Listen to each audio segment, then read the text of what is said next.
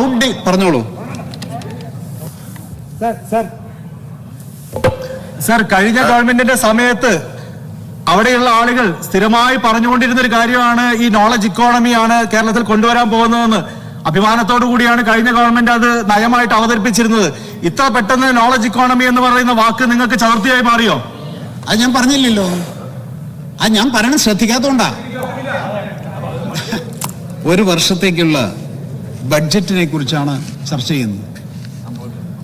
ഈ ബഡ്ജറ്റിനെ കുറിച്ചുള്ള ചർച്ചയിൽ ബഡ്ജറ്റിന്റെ അടിസ്ഥാന നയത്തെക്കുറിച്ചാണ് ആഴത്തിൽ ചർച്ച ചെയ്യേണ്ടത് എന്ന് ഞാൻ കരുതുകയാണ്. ഈ ബഡ്ജറ്റ് യഥാർത്ഥത്തിൽ നവലിബറൽ നയത്തിൽ ഊന്നി നിന്ന ബഡ്ജറ്റാണ്. ന്യൂ ലിബറൽ പോളിസി ഈ ബഡ്ജറ്റിലൂടെ വളരെ കൃത്യമായിട്ട് കേരളത്തിൽ നടപ്പിലാക്കാൻ പോവുകയാണ്. അതിൻ്റെ അപകടമാണ് നമ്മളെല്ലാം തിരിച്ചറിയേണ്ടത്. കഴിഞ്ഞ 10 വർഷക്കാലം ഇടതുപക്ഷ ജനാധിപത്യ മുന്നണി കേരളം ഭരിച്ചതിൽ ഏറ്റവും പ്രധാനപ്പെട്ട നേട്ടം എന്താണ് എന്ന് ചോദിച്ചാൽ അത് 10 വർഷക്കാലം നവലിബറൽ നയത്തെ ചെറുത്തുകൊണ്ട്, ഫിനാൻസ് ക്യാപിറ്റലിന്റെ തേരോട്ടത്തെ ചെറുത്തുകൊണ്ട് കേരളത്തെ മതനിരപേക്ഷരുടെ പക്ഷത്ത് നിർത്തി നിലനിർത്തി എന്നുള്ളതാണ്. യഥാർത്ഥത്തിൽ ലോകം മുഴുവൻ അത് മാതൃകയാണ്. കാരണം ലോകത്ത് മുഴുവൻ നവലിബറൽ നയം തകർന്ന് കിടക്കുകയാണ്. അങ്ങനെ നിൽക്കുന്ന ഒരു സമയത്ത് ഒരുപക്ഷെ വളരെ അപൂർവം പ്രദേശത്തിൽ മാത്രമേ നവലിബറൽ നയത്തെയും ഫിനാൻസ് ക്യാപിറ്റലിന്റെ തേരോട്ടത്തെയും തടയുവാനുള്ള ശ്രമം നടന്നിട്ടുണ്ടാവുള്ളൂ. ആ ശ്രമം നടന്നത് കേരളത്തിലാണ്. അതെങ്ങനെ എന്നൊന്നും ഞാൻ വിശദീകരിക്കാൻ ശ്രമിക്കുന്നില്ല. പക്ഷേ കേരളം തിരിച്ചറിയണം, നവലിബറൽ നയത്തെ തടഞ്ഞു നിർത്തുവാൻ കഴിഞ്ഞ 10 വർഷക്കാലം ഇടതുപക്ഷ ജനാധിപത്യ മുന്നണി സർക്കാർ ശ്രമിച്ചു എന്നുള്ളത് തന്നെയാണ്. അത് വാസ്തവത്തിൽ നമ്മുടെ രാജ്യത്തിന് മാത്രമല്ല ലോകത്തിന് മുഴുവൻ മാതൃകയാണ്. ഇവിടെ ഇതൊരു ക്വാണ്ടം ചേഞ്ച് ഉണ്ടാകുന്നു പ്രിയമുള്ളവരെ. അത് നവലിബറൽ നയത്തിലേക്ക് കേരളം വരുന്നു എന്നുള്ളതാണ്. ഈ ബഡ്ജറ്റിന്റെ അടിത്തറ നവലിബറൽ നയമാണ്. ആ നയം കേരളത്തെ കേരളം അല്ലാതാക്കും എന്ന കാര്യത്തിൽ ഒരു സംശയവും നിങ്ങൾക്ക് ആർക്കും വേണ്ട. അതിന്റെ ഉദാഹരണങ്ങൾ ഞാൻ പറഞ്ഞുതരാം. ഈ നവലിബറൽ നയത്തിൽ ഊന്നിയ ഈ ബഡ്ജറ്റ് കേരളത്തെ കേരളം അല്ലാതാക്കാൻ പോവുകയാണ്.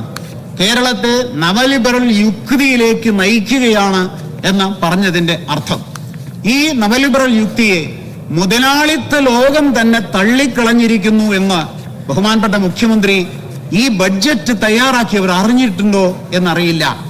മുതലാളിത്ത ലോകം തന്നെ തള്ളിക്കളഞ്ഞിരിക്കുകയാണ്. മുതലാളിത്ത പുനർനിർമ്മാണത്തിന് വേണ്ടിയാണ് 70കളിൽ നവലിബറൽ നയം കൊണ്ടുവന്നത്. ആ നവലിബറൽ നയം ലോകം തള്ളിക്കളഞ്ഞിരിക്കുന്നു, മുതലാളിത്തം തള്ളിക്കളഞ്ഞിരിക്കുന്നു. ഇവിടെ ബഹുമാനപ്പെട്ട മുഖ്യമന്ത്രി അത് കേരളത്തിന്റെ ബഡ്ജറ്റിന്റെ നയമാക്കി കൊണ്ടുവന്നിരിക്കുന്നു. ഈ അപകടം നമ്മൾ തിരിച്ചറിയണം. ഞങ്ങളുടെ ഈ ശബ്ദം കേരളം കേൾക്കണം. വരാൻ പോകുന്ന അപകടം ഇന്നേ തന്നെ മനസ്സിലാക്കണം. ജോസഫ് സ്റ്റിഗ്ലിറ്റ്സ് എന്ന ഒരു വലിയ സാമ്പത്തിക ശാസ്ത്രജ്ഞനുണ്ട്. അദ്ദേഹം നവലിബറൽ നയങ്ങളുടെ വക്താവും പ്രയോക്താവുമായിരുന്നു. ആ ജോസഫ് സ്റ്റിഗ്ലിറ്റ്സ് ഒരു പുസ്തകം എഴുതിയിട്ടുണ്ട്. ഈ ബഡ്ജറ്റ് തയ്യാറാക്കിയവർ ആ പുസ്തകം ഒന്ന് വായിക്കണേ എന്ന വിനീതമായ അഭ്യർത്ഥനയുണ്ട്. ആ പുസ്തകത്തിന്റെ പേര് ദ റോഡ് ടു ഫ്രീഡം എന്നുള്ളതാണ്. The road to freedom. ഓരോ പേജും വായിച്ച ഒരാളാണ് ഞാൻ. ആ പുസ്തകത്തിൽ വളരെ കൃത്യമായി സ്റ്റിഗ്ലിറ്റ്സ് പറഞ്ഞിരിക്കുന്നു, ഇനി ന്യൂ ലിബറൽ പോളിസിയിലൂടെ ഒരു സമ്പദ് വ്യവസ്ഥയ്ക്ക് മുന്നോട്ട് പോകാൻ കഴിയുകയില്ല, ഒരു സമ്പദ് വ്യവസ്ഥയ്ക്ക് മുന്നോട്ട് പോകാൻ കഴിയില്ല. അത്ര അപകടകരമായ അവസ്ഥയിൽ മുതലാളിത്തം വന്നുപെട്ടിരിക്കുകയാണ്. ആ നയമാണ് പ്രിയമുള്ളവരെ ഇവിടെ കേരളത്തിൽ ഈ ബഡ്ജറ്റിലൂടെ നടപ്പിലാക്കാൻ പോകുന്നത് എന്ന് നമ്മൾ മനസ്സിലാക്കണം. അതിന്റെ അപകടം നമ്മൾ മനസ്സിലാക്കണം. അങ്ങനെയുള്ള ആ ലോകം തള്ളിക്കളഞ്ഞ ആ ന്യൂ ലിബറൽ പോളിസി പുതിയ ഒരു തരത്തിൽ ലോകത്ത് കൊണ്ടുവരുവാൻ സാമ്രാജ്യത്വം ശ്രമിച്ചുകൊണ്ടിരിക്കുകയാണ്. അതിനെയാണ് നോളജ് ഇക്കോണമി എന്ന് പറയുന്നത്. ഫിനാൻസ് ക്യാപിറ്റലിന് പകരം നോളജ് ക്യാപിറ്റൽ എന്നുള്ള ഒരു സാഹചര്യത്തിലേക്ക് ലോകം വന്നുകൊണ്ടിരിക്കുകയാണ്. അതിനെക്കുറിച്ച് വിശദീകരിക്കേണ്ട കാര്യമില്ല.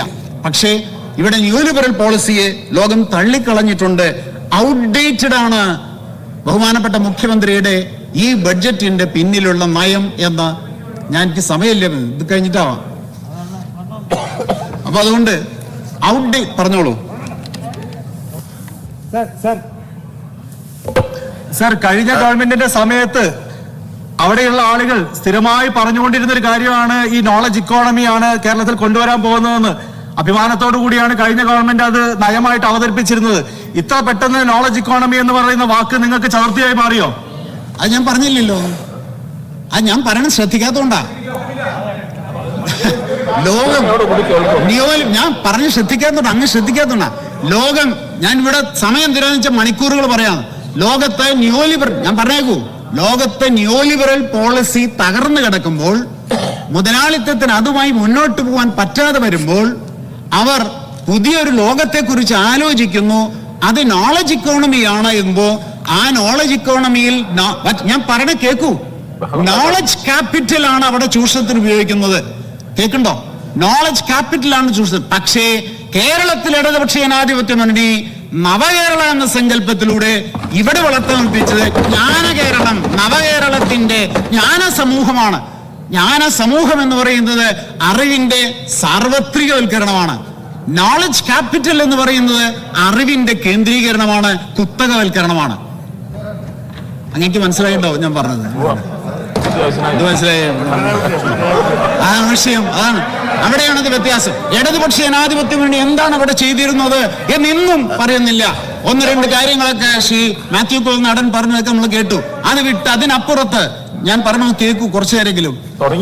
കേരളത്തിലെ ഈ നയം ഉണ്ടാക്കാൻ പോകുന്ന പ്രശ്നങ്ങൾ ഞങ്ങൾ ആദ്യമായിട്ട് ഇവിടെ സംസാരിക്കുക ബഡ്ജറ്റിനെ കുറിച്ച്. ഇനി കുറച്ച് വർഷങ്ങൾ കൂടി നിങ്ങൾ ഈ നയമായി മുന്നോട്ട് പോകാൻ പോകുന്നുണ്ട്. കേരളം എവിടെ എത്തും എന്ന് ഇപ്പോഴേ എഴുതി വെച്ചോളൂ. അതിന്റെ സൂചനകളാണ് ഞാൻ പറയുന്നത്. അതുകൊണ്ട് നോളജ് ഇക്കോണമിയിലേക്ക് പോയി നോളജ് ക്യാപിറ്റലിലേക്ക് പോകുന്ന സമയത്താണ് ഇവിടെ നിയോലിബറൽ പോളിസി വീണ്ടും നടപ്പിലാക്കുന്നത് എന്ന് മനസ്സിലാവും. സർ ഒരു കാര്യം കൂടി ശ്രദ്ധിക്കുക. നമ്മുടെ രാജ്യത്ത് ഈ നയം നടപ്പിലാക്കിയത് ആരാ? സമയമില്ല സർ, ഞാൻ വഴങ്ങുന്നില്ല.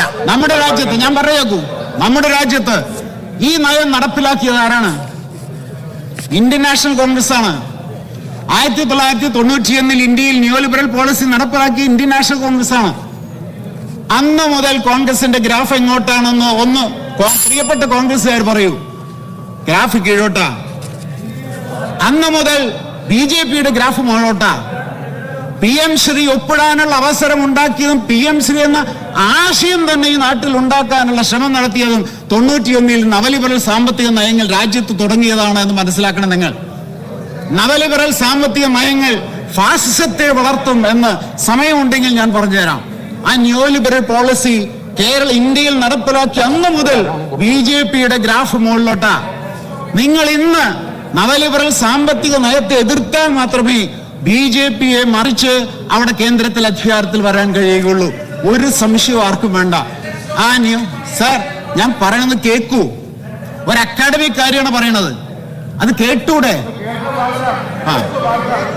അപ്പോ അതുകൊണ്ട് സർ ഈ നിയോലിബറൽ പോളിസി അത് കേവലം ഒരു സാമ്പത്തിക പരിഷ്കാരം മാത്രമല്ല, അത് മുതലാളിത്ത പുനർനിർമ്മാണമാണ്. കെയ്ൻസും ആഡം സ്മിത്തും വിഭാവനം ചെയ്ത മുതലാളിത്തത്തിൽ നിന്ന് വ്യത്യസ്തമായ ഒരു മുതലാളിത്ത തലം വളർത്തിയെടുക്കാൻ ശ്രമിക്കുമ്പോൾ ശ്രദ്ധിക്കണേ, അതിന്റെ അടിയിൽ അതിൻ്റെ ഉള്ളിൽ ഫാസിസ്റ്റ് ചിന്തയുണ്ട്. മുതലാളിത്ത പുനർനിർമ്മാണം എന്ന നിയോലിബറൽ പോളിസിയുടെ ഉള്ളിൽ ഒരു ഫാസിസ്റ്റ് ചിന്തയുണ്ടെന്ന് തിരിച്ചറിയൂ. ആ നയം ഇന്ത്യയിൽ നടപ്പിലാക്കിയത് കോൺഗ്രസ് ആണ്. ഇതാരാ പറഞ്ഞത്? ഇപ്പോ സി രവീന്ദ്രനാഥനല്ല, പറഞ്ഞൊരാളുണ്ട്. അത് യാനിസ് വാറൂഫാക്കിസ് എന്ന് പറയുന്ന ആള് ഒരു പുസ്തകം എഴുതി. ആ പുസ്തകത്തിന്റെ തലക്കെട്ടൊന്ന് കേൾക്കണം. അതിന്റെ തലക്കെട്ട് എന്താണോ? Techno feudalism what killed capitalism. നമ്മൾ തിരിച്ചല്ലേ കേട്ടേക്കണത്? ക്യാപിറ്റലിസം വാട്ട് കിൽഡ് ഫ്യൂഡലിസം അതല്ലേ കേട്ടിരിക്കുന്നത്? ഈ പുസ്തകത്തിന്റെ തലക്കെട്ട് techno feudalism what killed capitalism എന്നുള്ളതാണ്. ക്യാപിറ്റലിസത്തെ തകർത്തുകൊണ്ട് ഫാസിസം കടന്നു വരികയാണ്. ഇത് ലോകത്തിന്റെ ഇന്നത്തെ ഏറ്റവും വലിയ പ്രശ്നമാണ്. ക്യാപിറ്റലിസത്തെ തകർത്തുകൊണ്ട് ഫ്യൂഡൽ അംശമുള്ള ഫാസിസം കടന്നു വരികയാണ്. അത് ഇന്ത്യയിൽ വർഗീയത വളരാനുള്ള കാരണം, ഫാസിസം വളരാനുള്ള കാരണം അതിന്റെ പിന്നിൽ നയമാണ്. ഇത് കേരളവും ഭയപ്പെടണം. കേരളത്തിന്റെ മതനിരപേക്ഷ സംസ്കാരം, കേരളത്തിന്റെ നവോത്ഥാന പാരമ്പര്യം, ഇതെല്ലാം തകർത്ത് തരിപ്പണമാക്കുന്നതാണ് നിയോലിബറൽ പോളിസി എന്ന് ലോക ചരിത്രം നമ്മളെ പഠിപ്പിക്കുന്നു. ലോക ചരിത്രം. അതിനാണ് ഈ പുസ്തകം. ഞാൻ പറഞ്ഞ പുസ്തകം ഒന്ന് വായിക്കണേ, ഒരു തവണയെങ്കിലും ഒന്ന് വായിക്കൂ. ആ പുസ്തകത്തിന്റെ പേരാണ് ടെക്നോ ഫ്യൂഡലിസം ഞാൻ സർ ഞാൻ ഇല്ലില്ല സാർ ഒരു മിനിറ്റ് ദേ 6 പോയിന്റ് മാത്രം പറഞ്ഞു നിർത്താം. ഇനിയില്ല 6 പോയിന്റ്. ഈ ബഡ്ജറ്റിന്റെ മൂല്യബോധവും തിക്തഫലങ്ങളും ഞാൻ പറയാം. നിയോ ലിബറൽ പോളിസിയാണ് എന്നുള്ളത്. ഒന്ന്, അപകടകരമായ സ്വകാര്യവൽക്കരണം കേട്ടിട്ടുണ്ടാവും. തോമസ് പിക്കറ്റിയുടെ പഠനങ്ങളെല്ലാം സൂചിപ്പിക്കുന്നത് ലോകത്ത് സ്വകാര്യവൽക്കരണത്തിലൂടെ ദാരിദ്ര്യം പരിഹരിക്കപ്പെട്ടിട്ടില്ല എന്നുള്ളതാണ്. പുസ്തകത്തിന്റെ പേജും ഒക്കെ ഞാൻ വേണമെങ്കിൽ പറഞ്ഞുതരാം. അതുപോലെ സർ മറ്റൊരു പുസ്തകം ബഹുമാനപ്പെട്ട മുഖ്യമന്ത്രിയും ഈ ബഡ്ജറ്റ് തയ്യാറാക്കിയവരും അവശ്യം വായിച്ചിരിക്കേണ്ട പുസ്തകമാണ് ജോസഫ് സ്റ്റിഗ്ലിറ്റ്സിന്റെ പുസ്തകത്തിന്റെ പേര് ദ ഗ്രേറ്റ് ഡിവൈഡ്. ഒന്ന് കേൾക്കണേ, ദ ഗ്രേറ്റ് ഡിവൈഡ്. ലോകത്തെ കുറിച്ച് സ്റ്റിഗ്ലിറ്റ്സ് പറയും ദ ഗ്രേറ്റ് ഡിവൈഡ്. ലോകത്ത് വലിയ അസമത്വം വരികയാണ്, കാരണം ന്യൂ ലിബറൽ പോളിസിയാണ്. ആ പോളിസി ഇവിടെ വരും. അതാണ് കേരളത്തിൽ നടക്കാൻ പോകുന്നത്. കേരളത്തിന്റെ അസമത്വം വർദ്ധിക്കും, ദാരിദ്ര്യം വർദ്ധിക്കും, കേരളത്തിലെ പ്രശ്നങ്ങൾ. 1. 2, സ്വകാര്യവൽക്കരണത്തോട് ചേർന്ന ഭൂപരിഷ്കരണം. ഒന്ന് ചേർത്ത് നോക്കൂ. സ്വകാര്യവൽക്കരണത്തോട് ചേർന്ന ഭൂപരിഷ്കരണം. 57 ഭൂപരിഷ്കരണം അല്ലാതെ സ്വകാര്യവൽക്കരണത്തോട് ചേർന്ന ഭൂപരിഷ്കരണം ഫ്യൂഡൽ യുക്തിയിലേക്ക് കേരളത്തെ കൊണ്ടുപോകലാണ്. ഫ്യൂഡൽ യുക്തിയിൽ നിന്ന് നവോത്ഥാനത്തിലൂടെ കടന്നു വന്ന കേരളം ന്യൂ ലിബറൽ പോളിസിയിലൂടെ സ്വകാര്യവൽക്കരണ അജണ്ടയിൽ ഭൂപരിഷ്കരണം നടത്തുമ്പോൾ അത് ഫ്യൂഡൽ യുക്തിയിലേക്കുള്ള തിരിച്ചുപോക്കാണ്. പഠിച്ചോളൂ. മൂന്നാമത്തെ കിഫ്ബി ഒഴിവാക്കൽ. ഫിനാൻസ് ക്യാപിറ്റലിനെ പ്രതിരോധിക്കാൻ കഴിയാതെ വരും നിങ്ങൾ കിഫ്ബി ഒഴിവാക്കിയാൽ. എഴുതി വെച്ചോളൂ. കിഫ്ബി ഒഴിവാക്കിയാൽ ഫിനാൻസ് ക്യാപിറ്റലിലെ പ്രളയമാണ് ഇവിടെ നടക്കാൻ പോകുന്നത്. ഫിനാൻസ് ക്യാപിറ്റലിലെ പ്രളയം. അവിടെ സംഭവിക്കാൻ പോകുന്നത് കേരളത്തിന്റെ ഉൽപാദന മേഖല തകരും, തൊഴിൽ നഷ്ടം സംഭവിക്കും, ഊഹക്കച്ചവടം വളരും, മദ്യം, മയക്കുമരുന്ന്, പരിസ്ഥിതി തകർച്ച അതൊക്കെ ഉണ്ടാവും. അടുത്ത ക്ഷേമ പ്രവർത്തനങ്ങളിൽ നിന്നും പിൻവലിയും, ദാരിദ്ര്യം വർദ്ധിക്കും. ഒരു 2 പോയിന്റ് കൂടി പ്രധാനപ്പെട്ട. ഒന്ന്, നവലിബറൽ യുക്തിയുടെ വ്യാപനം തീർക്കുന്ന സാംസ്കാരിക അന്തരീക്ഷത്തിൽ വർഗീയതയും ഫാസിസവും വളരും. നവലിബറൽ നയം തീർക്കുന്ന സാംസ്കാരിക അന്തരീക്ഷത്തിൽ വർഗീയതയും ഫാസിസവും വളരും. അതുകൊണ്ടാണ് നവലിബറൽ നയം നടപ്പിലാക്കിയ ശേഷം ഇന്ത്യയിൽ BJP വളർന്നത്. ഇത് കേരളത്തിനും ബാധകമാണ്. എല്ലാവരും മനസ്സിലാക്കിക്കോളൂ. ഇപ്പോൾ ഈ പോളിസിയിലെ ഏതെങ്കിലും ചില ഒരു കൊച്ചു പ്രോജക്റ്റിനെ കുറിച്ചല്ല, അതിന്റെ അടിസ്ഥാന പോളിസിയിൽ ഈ സാംസ്കാരിക പ്രശ്നമുണ്ട്. അതുകൊണ്ട് വർഗീയത, മതനിരപേക്ഷ കേരളം എന്നത് മാറി വർഗീയത വളരുന്ന ഒരു കേരളമായിട്ട്. അവസാനം കേന്ദ്ര നയം ഇത് തന്നെയാ. നിങ്ങളുടെ നയം അത് തന്നെയാ. അതുകൊണ്ട് എന്റെ കേന്ദ്ര നയത്തോട് യാതൊരു എതിർപ്പില്ല. ഏതെങ്കിലും കേന്ദ്ര നയത്തോടെ എതിർത്തി ബഡ്ജറ്റിൽ എന്തെങ്കിലും സംസാരിച്ചുകൊണ്ട് ആരെങ്കിലും മിണ്ടിട്ടില്ല.